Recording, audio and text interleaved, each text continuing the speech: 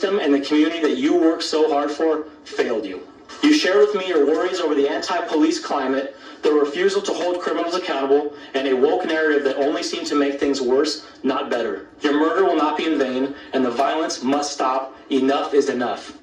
Wow, a gut-wrenching eulogy for Lieutenant Fernando Arroyos, an off-duty Los Angeles cop who was killed in a suspected gang attack.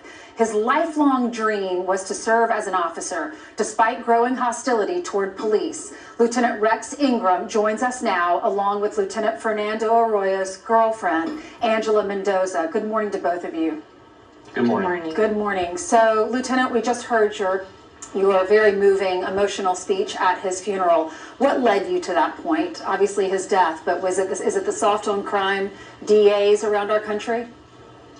You know, first I'd like to thank my Chief of Police, Michael Moore, for allowing me to be here and represent the proud Los Angeles Police Department in this uniform. But, you know, police officers, when they go through their career, they develop bonds with each other because they go through things and see different things from a different perspective in life, and they deal with some of the worst things possible that a human being can do to each other.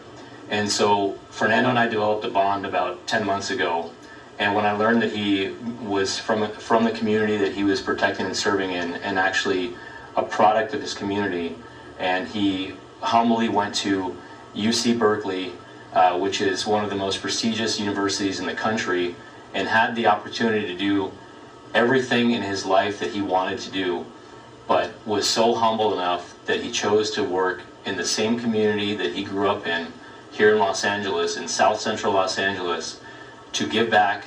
And you know, and he was so senselessly taken on January 10th by savages who really you know, should not have been on the streets. Yeah, I mean, Angela, I know y'all were looking to buy a house. You were looking for a house for your boyfriend and his family. Y'all were there together, and you know there was some gang activity. Y'all were held up at gunpoint. I'm sure that was scary. I know you're limited as to what you can say because this hasn't gone to trial yet, and we'll respect that. But how are you doing? And did you ever have conversations with him about? Was he ever worried about this these soft on crime policies? His concern was always about how he would arrest certain individuals and criminals, and the fact that they'll be released within hours. That was a big concern for him, and it was a frustrating one as well. I can't imagine what you're going through. He's going to turn 28 next week. Was he a father? No. Okay, I know y'all had a life plan together, right? You dated for a year? We dated over a year, yes. Lieutenant, what did all the men say that were at the funeral and they heard your speech? Because we're hearing similar speeches too at funerals here in New York. Well, you know, I was fortunate enough to make an impact on Fernando's life, and unbeknownst to me, when I met this young lady next to me here at the vigil at her house, you know, she shared some very personal stories that Fernando shared with her about interactions that he had with me over the last 10 months, and I was touched by that because, you know, as a member of the LAPD, you don't realize sometimes the littlest things that you say to your teammates have an impact on their personal life. And so I was honored by the family to speak at the funeral.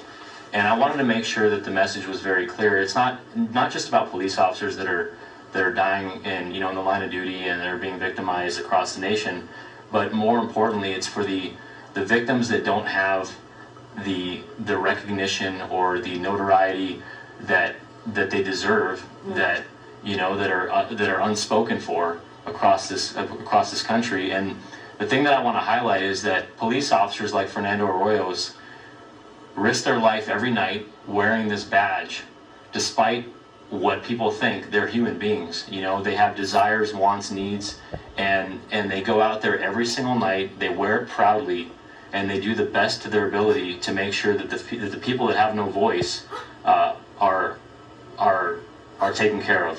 When everyone else is asleep in the middle of the night, Fernando came to work during the middle of the pandemic with a smile on his face, despite harsh conditions, low staffing, previously being defunded, and came to work and didn't let anything get in the way or stop him from doing his job to the best of his ability, and the system, meaning the whole system, the community, failed him that night. But more importantly, it fails people every day in the city of LA. We're looking at his picture. He was 27 years old, graduated from UC Berkeley with honors. His lifelong dream was to become a police officer.